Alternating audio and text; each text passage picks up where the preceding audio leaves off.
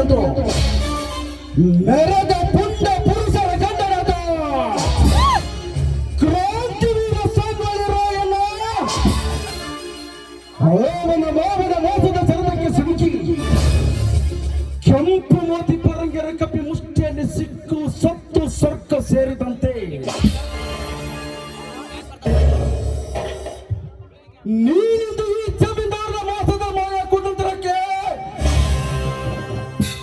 ಸಿಕ್ಕು ಸತ್ತು ಸುಡುಗಾಡು ಸೇರುವ ಮಗನೇ ಈ ಜಮೀನ್ದಾರನ ಕೈಯಲ್ಲಿ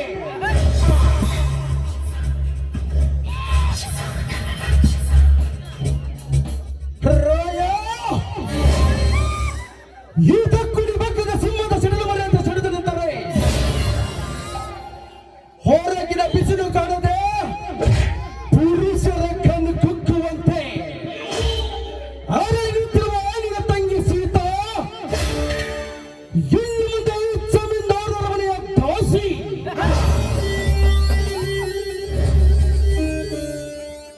ಇನ್ನು ಕೆಲವೇ ದಿನಗಳಲ್ಲಿ ನೀನು ಬ್ಯಾಂಕಿನ ಸಾವಿರ ರೂಪಾಯಿಗೆ ತೆಗೆದುಕೊಂಡು ಬಂದಿರುವ ಆ ನಿಯಮಗಳನ್ನು ಸರ್ವನಾಶ ಮಾಡಿ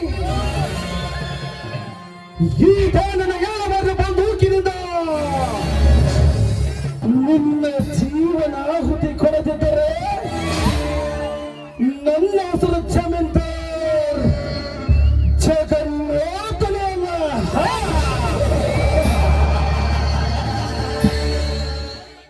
ಶೆಟ್ಟಿ ಲೇ ಶೆಟ್ಟಿ ಲೇ ಶೆಟ್ಟಿ ಲೇ ಶೆಟ್ಟಿ ಯಾಪ ಹರ್ಕೊಂಡು ಎಲ್ಲ ಕಿತ್ಕೊಂಡು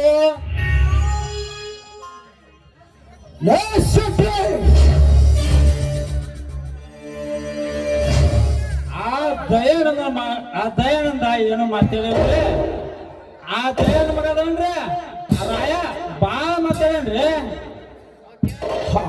ಇರಲಿ ಆ ಕುರಿಗಾರ ಏನು ಅಂತ ಹೊಡೆದು ಅವನ ಕುರಿಗಳು ಕಟ್ಟಿ ಹಾಕಿದ ಘಟನೆ ಬಗ್ಗೆ ಏನೋ ಉಚ್ಚಡತನದಿಂದ ಮಾತನಾಡಿದ ನಂತರವೇ ಆ ಕುರಿಗಾರ ದಯಾನಂದ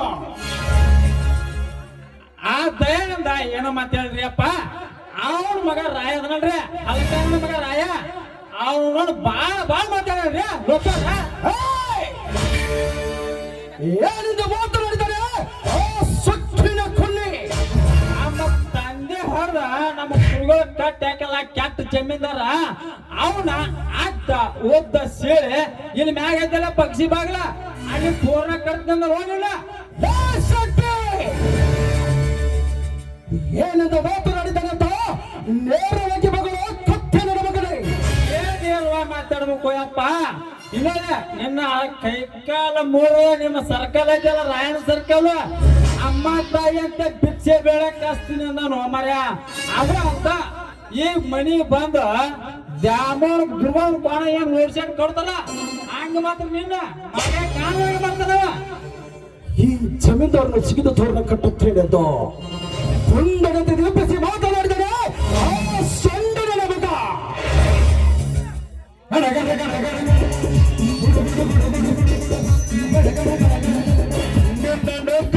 ಜಮೀನ್ದಾರ್ ಕನ್ನಡ ನಾಡಿನ ಕೋಡು ಬಗೆಯಲು ನಿಮ್ಮಂತ ಶ್ರೀಮಂತರ ಸಿಗ ಕತ್ತರಿಸಲು ಬಂದ ರಾಯಣ್ಣ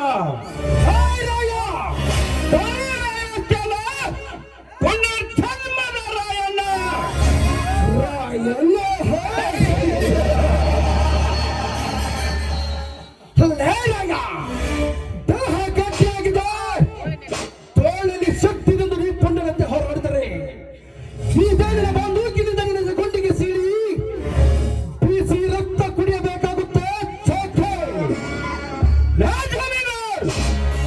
ನನ್ನ ಗುಂಡಾಟಿಗೆ ಬಗ್ಗುದ ಹವನಾಯುವುದು ಸಕ್ಕಂತೆ ಕುಡಿ ಹಾಲು ಕುಡಿದು ಸಕ್ಕಿನಿಂದ ಬೆರೆಯುತ್ತಿರುವ ನಿಮ್ಮತ್ತ ಬಂಡರ ಚೆನ್ನಡರು ಬಂದ ಕರೆಯುವ ರಾಯಣ್ಣ ಮತದ ಹುಲಿ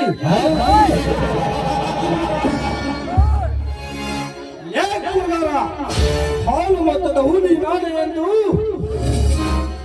ಬಟ್ಟಂಗಿ ಸಾರಿ ಬಾಗುರಂತ ನರದ ಗಂಡುಗಳು ಯಾರು ಬದುಕಿ ಉಳಿದಿಲ್ಲ.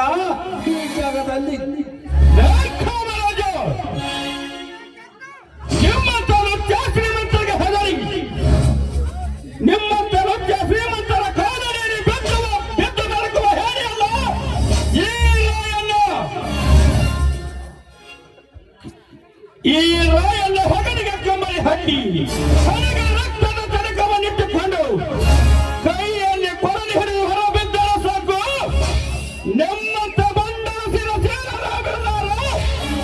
ಈ ರಾಯಣ್ಣ ರಕ್ತದ ಕುಳಿ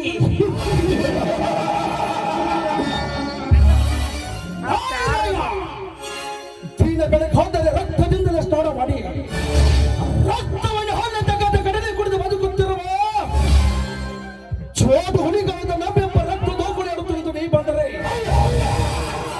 ಕ್ಷಣದಲ್ಲಿ ಹಣವಾಗಿ ಬೀಳುವ ಈ ಜಮೀನ್ದಾರನ ಕೈಯಲ್ಲಿ ನನ್ನ ಹೊರಬಿದ್ದರು ಚಿಂತೆಯಲ್ಲ ಮತ್ತೆ ಪುನಃ ಜನ್ಮ ಪಡೆದು ನಿಮ್ಮಂತ ಶ್ರೀಮಂತರ ಗರ್ವ ಬರೆದು ಗಂಟಲ ಕೊಯ್ಬೇಡ ಹರಿದು ರಕ್ತ ಕುಡಿಯುತ್ತಾನೆ ಈ ರಕ್ತಿಗೆ ರಾಯಣ್ಣ ಪುನರ್ಜನ್ಮ.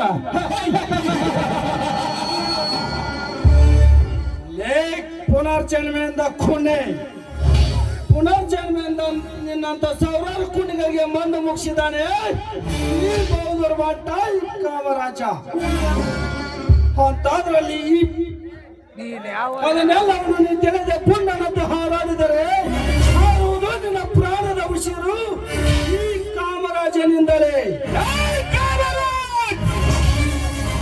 ನನ್ನ ಪ್ರಾಣದ ಉಸಿರು ನಿಲ್ಲಿಸಬಾರಕ್ಕಿಂತ ಪೂರ್ವದಲ್ಲಿ ಹರಿಯುತ್ತಿದ್ದವೇ ಈ ನಿನ್ನ ಕಾಪ್ಯದ ದೇಹವನ್ನು ಅಂದಾಗಲ ತೀರುತ್ತವೆ ನನ್ನ ಸೇಡು ಈ ಅಂದಾಗಲ ತಿಳಿಯುತ್ತವೆ ರಾಯ ರಾಯ ರಾಯ ಮಾತಿಗೆ ಮಾತು ಬೆಳೆಸಿ ಸಿಡಿದಪ್ಪಿಸಬೇಡ ಈ ಶ್ರೀಮಂತರನ್ನು ಸುಮ್ಮನಿಂದ ಹೊರಟು ಹೋಗಲು ಬಂದಿದ ಜಮೀನ್ದಾರ್ ನನ್ನ ತಂದೆಯ ಮೇಲೆ ಕೈ ಮಾಡಿದ್ದು ತಪ್ಪಾಯ್ತಂದು ನನ್ನ ತಂದೆಯ ಮೇಲೆ ಕೈ ಮಾಡಿದ ಈ ನಿನ್ನ ಕೈ ಕರೆದು ನಿನ್ನ ಮೈ ಚರ್ಮ ಸುಲಿದು ನನ್ನ ತಂದೆ ಮತ್ತೆ ಚಪ್ಪಲಿ ಮಾಡಿಸಿದಾಗಲೇ ನನ್ನ ಮನಸ್ಸಿಗೆ ಶಾಂತಿ ಸೊಕ್ಕಿನ ಕೊಂಡಿ ಕುರಿಗಾರ ಏನಂದೆ ಆ ಸೂರ್ಯ ಮಗನಿನ ತಂದೆಗೆ ನನ್ನ ಮೈ ಚರ್ಮ ಸುಲಿದು ಎಕ್ಕಡ ಮಾಡಿಸುತ್ತಿರೋದು ಪುಟ್ಟವಾಗಿರುವೆಯ ಹಾಗರ ಸೂರ್ಯ ಮಗನೇ ಕೆಟ್ಟ ರಕ್ತಕ್ಕೆ ಹುಟ್ಟಿದ ಕುಂಡೆ ಏನನ್ನ ದೇವರಂತಿರುವ ನನ್ನ ತಂದೆಗೆ ಸೂರ್ಯ ಮಗನಂತೆ ಹಾಗರದ ಕುಂಡೆ ನಾನೀಗ ನನ್ನ ಜೀವನದಿಂದ ಉಳಿಸಲಾರೆ.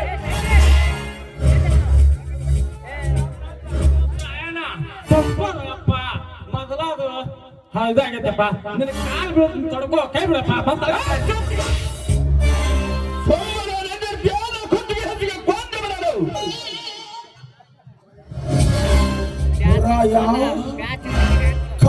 ಕಂಡವರಿಗೆ ಕೆಂಡ ಕಾಡುವುದು ಈ ಕಂಡು ಹುಲಿ.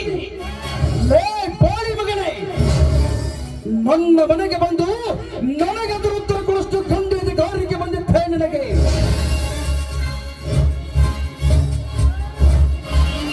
ಜಮೀನ್ದಾರ್ ತಪ್ಪು ಮಾಡಿದ ವ್ಯಕ್ತಿ ನಿನ್ನ ಮನೆಗೆ ಅಷ್ಟೇ ಅಲ್ಲ ಜಮೀನ್ದಾರ್, ತಪ್ಪು ಮಾಡಿದ ವ್ಯಕ್ತಿ ಶಿವನೇ ಆಗಿರಲಿ. ಓ ಶಿವನಿಗೂ ಕೂಡ ಸತ್ತು ಹೊಡೆದು ಮಾತನಾಡುತ್ತಾನೆ ಈ ಗಂಡು ಗಡಿ ರಾಯಣ್ಣ. ಅದನ್ನೆಲ್ಲ ಬಿಟ್ಟು ನ್ಯಾಯವಾಗಿ ನಿಯತ್ತಿನಿಂದ ಬಾಳುವುದನ್ನು ಬಿಟ್ಟು ಅನ್ಯಾಯದಲ್ಲಿ ಬಡವರ ರಕ್ತ ಕುಡಿಯುತ್ತಿರುವ ನಮ್ಮ ತಡ ಕಾಯ್ತರನ್ನು ಒತ್ತು ಬುದ್ಧಿಗಳಿಸುವರೆ ಈ ರಾಯಣ್ಣನ ಬಲವಾದ ಹಠ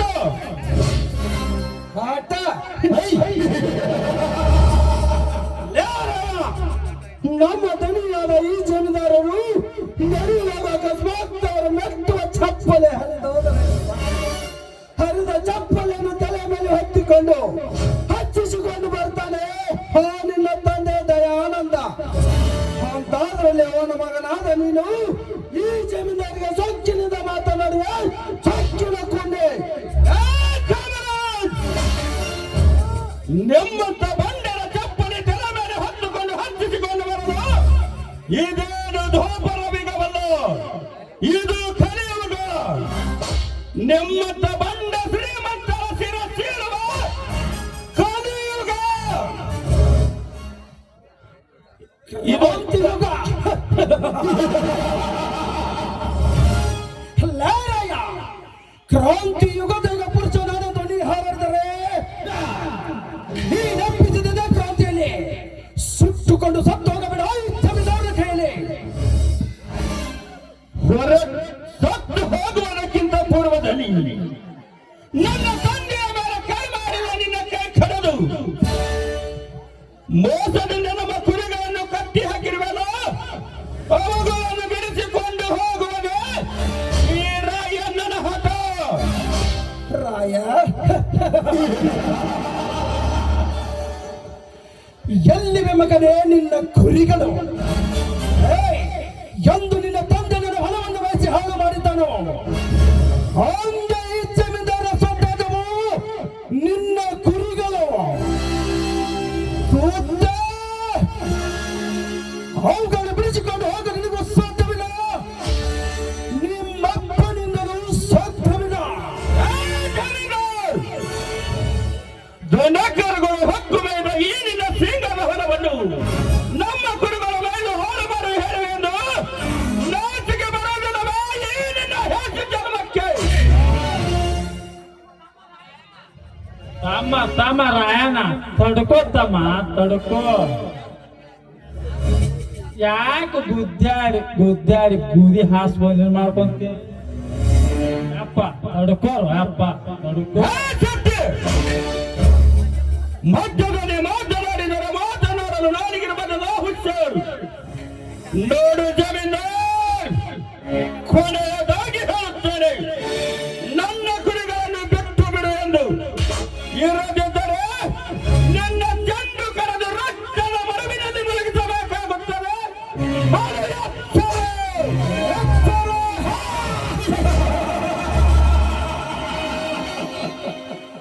ಸುತ್ತು 25 ಹಲಿಗೆ ಅಧಿಪತಿಯಾದ ಈ ಜಮೀನ್ದಾರ್ ಅಪ್ಪನ ಕುರಿಗೋರ್ನಂತ ನಿನಗೆ ಹೆದರಿ ನಿನ್ನ ಕುರಿಗಳು ಬಿಡಬೇಕೆ? ಹೋಗಲೇ ಹೋಗು. ಹೋದಂದ್ವಿ ಜಮೀನ್ದಾರ ವಂಶದಲ್ಲೇ ಬಂದಿಲ್ಲ, ಮುಂದೆ ಬರುವುದೂ ಇಲ್ಲ. ಜಮೀನ್ದಾರ್, ವಯಸ್ಸಾದ ಮುದುಕರ ಮೇಲೆ ನಿನ್ನ ಪುಂಡತನ ತೋರಿಸಿ, ಪುಂಡತನ ತೋರಿಸುವುದು ಸೂರತನವಲ್ಲದೆ, ಅದು ಹೇಡಿಗಳ ಲಕ್ಷಣ. ನಿನ್ನ ಕಣ್ಣೆದುರಿನಲ್ಲಿ ನನ್ನ ಕುರಿಗಳನ್ನು ಹೊಡೆದುಕೊಂಡು ಹೋಗುತ್ತಾರೆ. ನಿನ್ನಲ್ಲಿ ಜಮೀನ್ದಾರನೆಂಬ ಗಂಡಸ್ಥಳವಿದ್ದರೆ ಬಂದು ತರ ಈ ಹಾಲು ಮತದ ಹುಲಿಯನ್ನು ನೆಲ ಇರದಿದ್ದರೆ ಶೂಟ್ ಮಾಡಿ ಬೀಸ್ ಹಾಕಿ ಬಿಡುತ್ತಾನೆ. ಮರ್ಯಾದೆಯಿಂದ ಬಂದು ಕೆಳಗಿಳಿಸಿಕೊ. ಇರದಿದ್ದರೆ ನನ್ನನ್ನು ಕರೆದು ಹೊರಗೆ ತುಂಬಿ ಬಿಡುತ್ತೇನೆ ಮಗನೇ.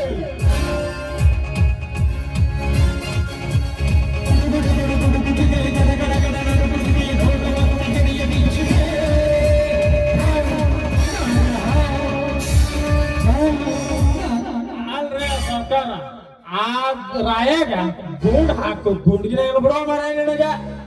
ನಾ ಆಗಿದ್ರ ಮೇಲೆ ಅವನಿಲ್ಲ ಕಚ್ಚ ಕಚ್ಚ ಕಚ್ಚ ಸಾಯ್ ಹೊಡ್ಬಿಡ್ತೀನಿ.